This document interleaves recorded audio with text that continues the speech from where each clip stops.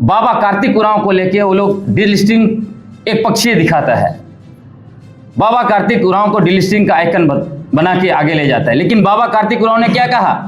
बाबा कार्तिक उरांव ने आदिवासी हिंदू नहीं है नामक एक किताब लिखा, जिसमें वो लिखते हैं कि आदिवासी समाज में हिंदू देवी देवताओं के लिए कोई जगह नहीं है। हिंदू ईश्वरवादी हैं और आदिवासी प्रकृति पूजक है।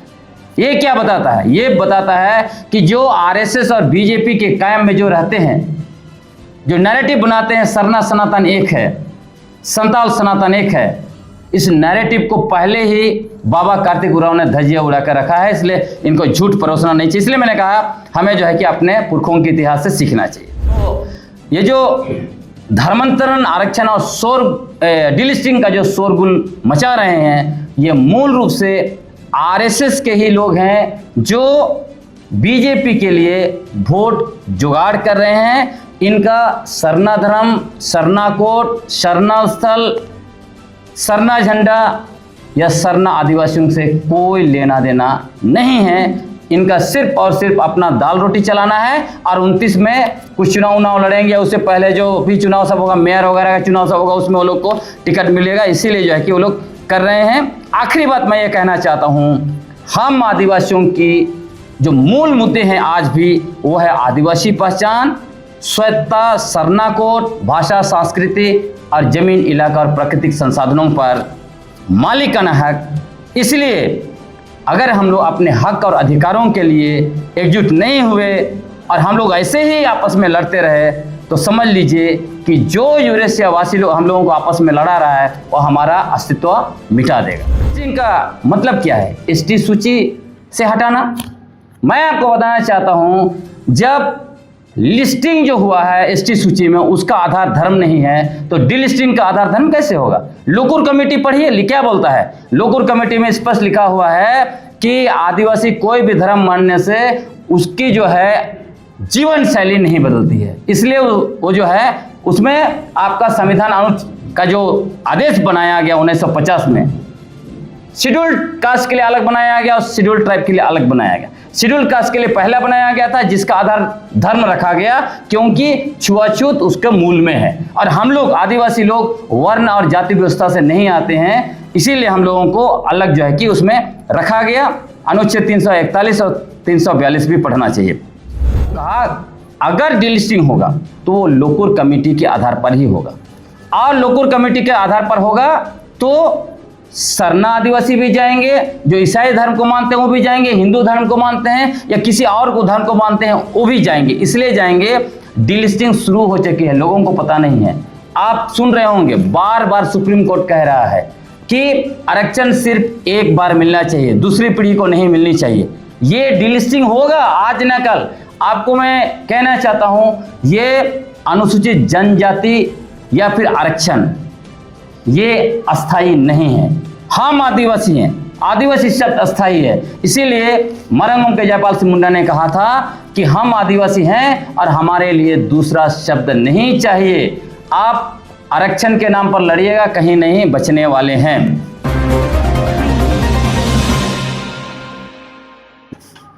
चलिए, सबों को जोहार। आज का जो विशेष प्रेस वार्ता रखा गया है, या इसलिए रखा गया है, आपने देखा होगा विगत कुछ महीनों से लगातार एक तरफ कुर्मी बनम आदिवासी हुआ, और जब कुर्मी बनम आदिवासी चल रहा था तो राज्य में ऐसा माहौल बन गया कि पूरा का पूरा आदिवासी समुदाय के लोग एक तरफ हो गए। उससे आरएसएस और भाजपा के कैंप में हड़कंप मच गया, क्योंकि निश्चित तौर पर कुर्मी बनाम आदिवासी जो हो रहा था, उसमें झारखंड मुक्ति मोर्चा और कांग्रेस को राजनीतिक रूप से फायदा पहुंच रहा था। तो इसी डर से बीच में सरना बनाम ईसाई का मुद्दा उछाला गया और पूरा का पूरा हवा का रुख को बदलने की कोशिश की गई। इसीलिए अभी आप देखते होंगे झारखंड की फिजा में सिर्फ नफरत और नफरत ही चल रहा है। और इसमें आप देखिएगा दोनों ही मसले में, चाहे कुर्मी बनाम आदिवासी का मुद्दा हो या फिर सरना बनाम ईसाई का मुद्दा हो, हमने लगातार बौद्धिकता से, तथ्यों के साथ और तर्कों के साथ सारे चीज़ों को सामने रखा है, जिसकी वजह से दोनों कैंप, एक तरफ जेल कैंप का सोशल मीडिया विंग, चूँकि हमने जो पूरा कुर्मी महतो के मसले पर स्पष्ट कहा था कि जेल कैंप जो है उसको हुक कर दिया गया है, जेल कैंप सुसाइड कर लिया इस बार, वो खुद को जो है कि महतो पार्टी और महतो नेता इन लोगों ने घोषित कर दिया गलत दिशा लेके, गलत रणनीति के तहत। तो इसकी वजह से उनको बहुत ज़्यादा तकलीफ पहुंची, राजनीतिक रूप से वो हाशिए पर जा रहे हैं, इसलिए अब उन लोगों ने मुझे निशाना बनाना शुरू कर दिया। आप देख रहे होंगे जैसे एक पोस्ट है, धरती आबा भगवान बिरसा मुंडा को लेकर गलत पोस्ट मेरे नाम से करके मेरा स्क्रीन शॉट लेकर के डाल के ऐसे दिखाया जा रहा है, डाला जा रहा है जैसे मैं कर रहा हूँ। उसी तरह जो है, और इसका ये भी देख लीजिए, पैटर्न देख लीजिए, ये आपको मैं दिखाता हूँ मैं क्यों जेल कैंप पर आरोप लगा रहा हूँ, क्योंकि इनका मेन पैटर्न जो है एक ही तरह का है। जैसे ये जेल कैंप का मूल जो है कि सोशल मीडिया का पैटर्न देखिए, यहाँ पे लिखने का भी और ऊपर भी, उसके बाद जितना भी है न्यूज के नाम से आता है, और ये जो दोनों पैटर्न एक ही है।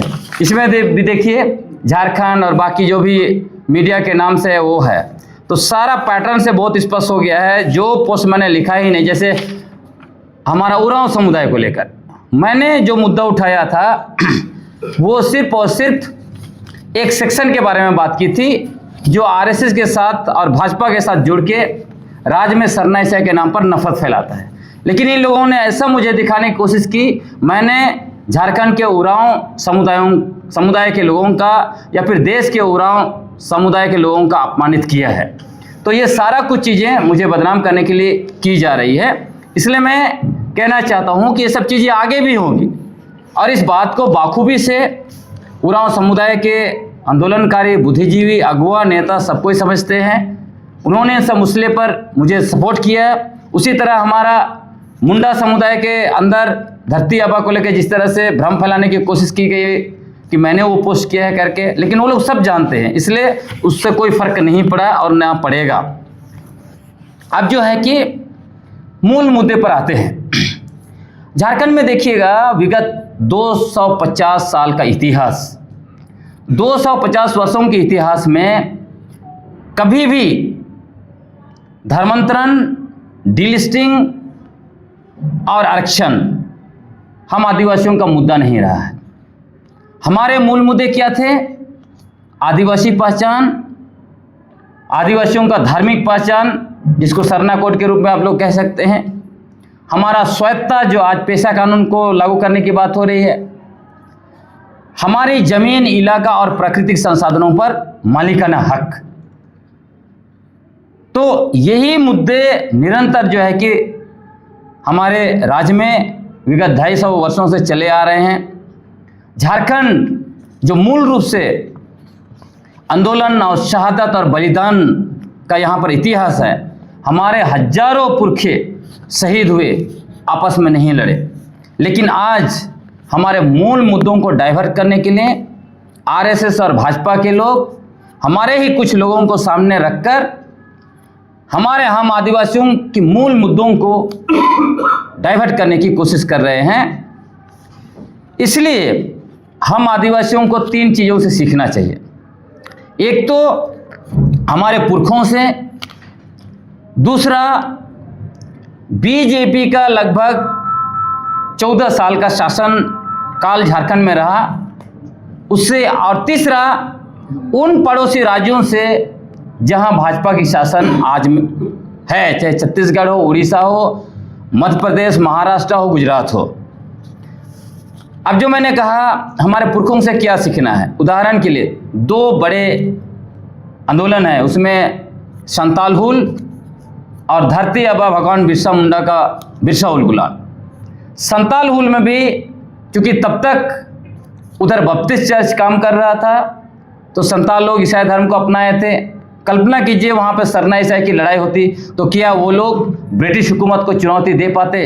क्या वो ये कह पाते कि ये इलाके हमारे हैं, यहाँ तुम्हारा शासन नहीं चलेगा?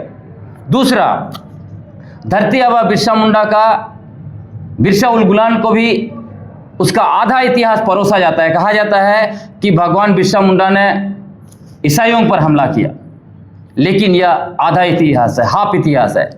मतलब आरएसएस अपने जरूरत के आधार पर हमारे महापुरुषों को, शहीदों का ही उपयोग करता है। जैसे धरती आबा भगवान बिरसा मुंडा ने चुटिया में जो है मंदिर पर भी हमला किया, वो और उनके अनुयायियों ने।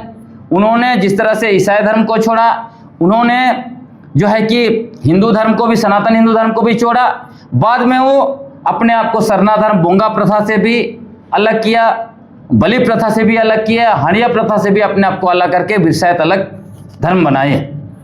और मैं आपको बताना चाहता हूं कि 1999 24 दिसंबर जब क्रिसमस मनाया जाता है, पूरे बिरसा के अनुयायी और धरती आबा भगवान बिरसा मुंडा खुद सभी लोग रणनीति बनाए कि जो भी क्रिसमस मनाने जाएंगे उन पर हमला हम लोग करेंगे, चर्चों पर हमला करेंगे।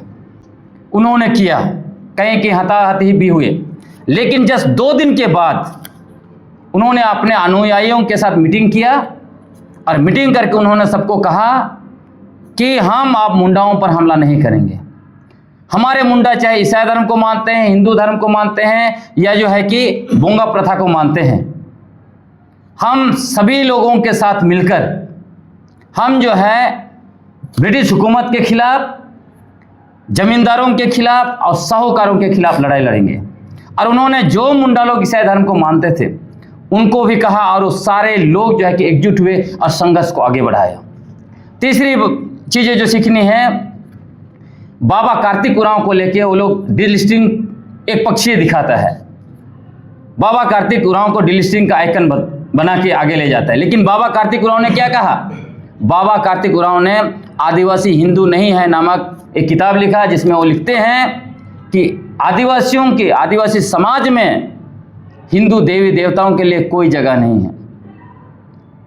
हिंदू ईश्वरवादी हैं और आदिवासी प्राकृतिक पूजक हैं।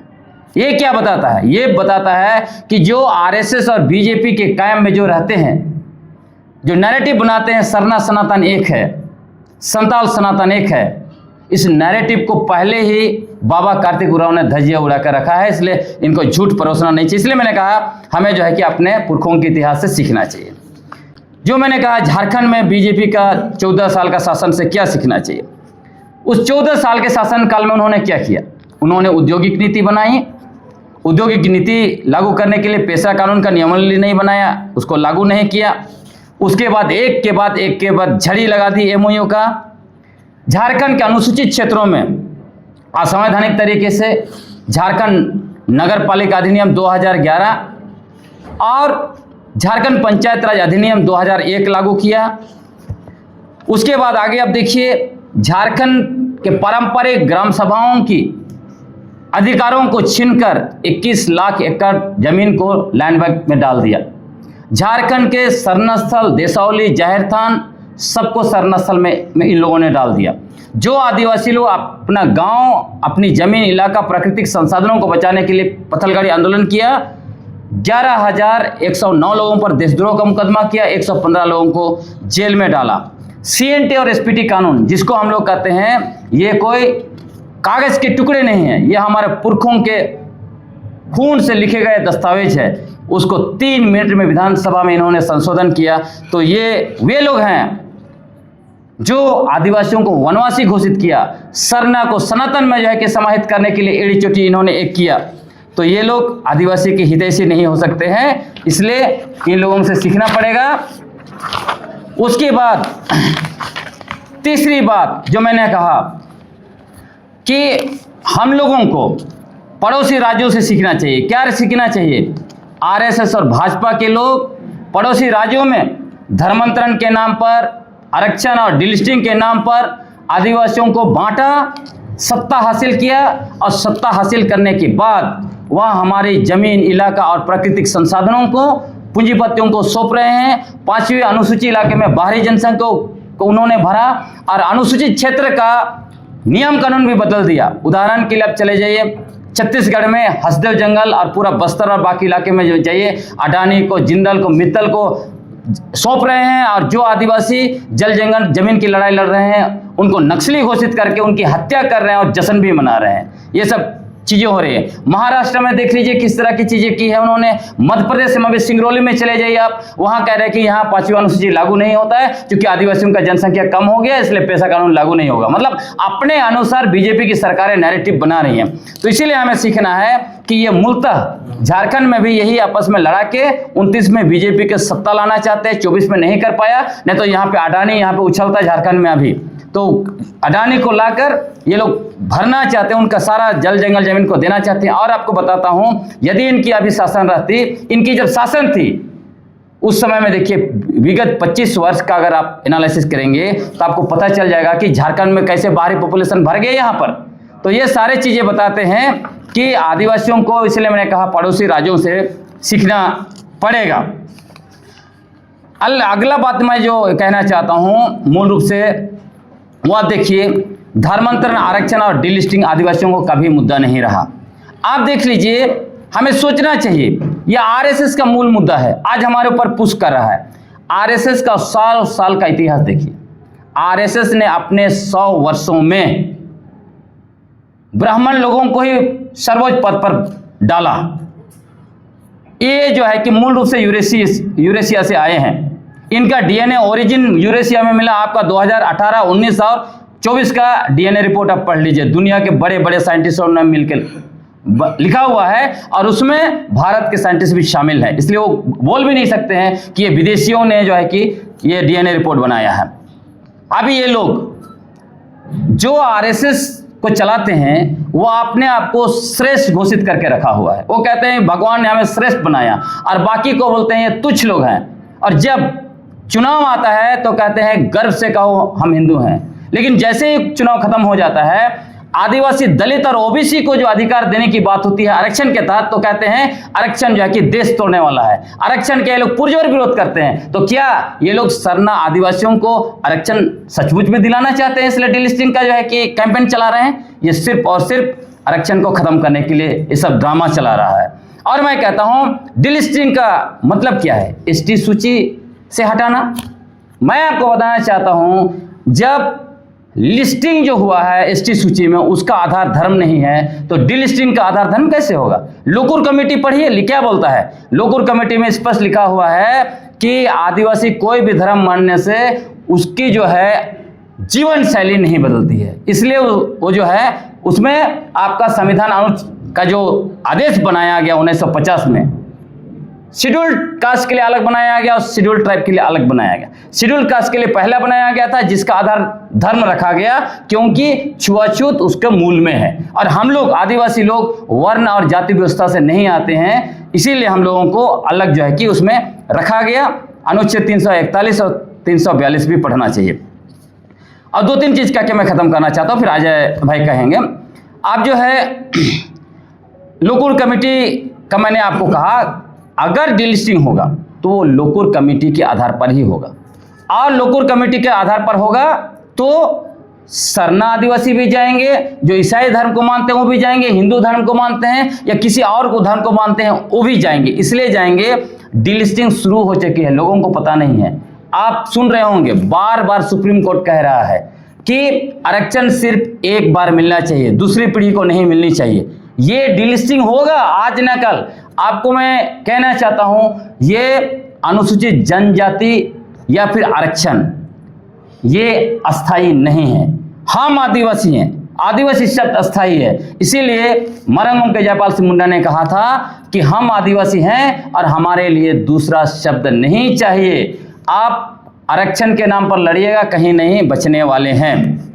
तो ये जो धर्मांतरण, आरक्षण और डीलिस्टिंग का जो शोरगुल मचा रहे हैं, ये मूल रूप से आरएसएस के ही लोग हैं जो बीजेपी के लिए वोट जुगाड़ कर रहे हैं। इनका सरना धर्म, सरना कोट, सरना स्थल, सरना झंडा या सरना आदिवासियों से कोई लेना देना नहीं है।